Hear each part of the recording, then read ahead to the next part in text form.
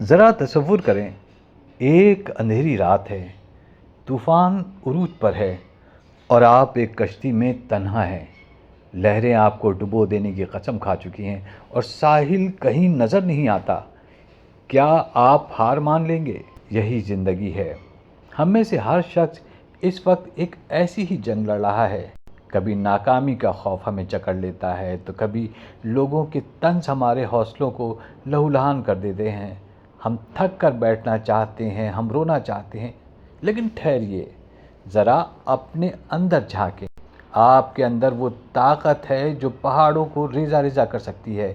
وہ جو آج آپ پر ہنس رہے ہیں، کل وہی آپ کے لیے تالیاں بجائیں گے۔ مگر شرط ایک ہے، آپ کو لڑنا ہوگا۔ آپ کو اپنی کامیابی کی داستان خود لکھنی ہوگی۔ جب دنیا آپ کو کہے کہ بس اب ختم ہو گیا، تو آپ کا جنون پکار کر کہے ابھی تو شروعات ہے۔ اپنی تکلیف کو اپنی طاقت بنائیے، اپنے آنسوؤں کو عزم کی آگ دیجیے اور پھر دیکھیے کہ تقدیر کیسے آپ کے قدم چومتی ہے۔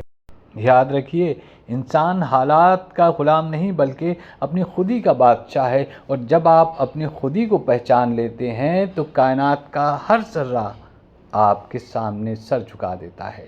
جیسا کہ اقبال نے فرمایا، خودی کو کر بلند اتنا کہ ہر تقدیر سے پہلے خدا بندے سے خود پوچھے، بتا تیری رضا کیا ہے۔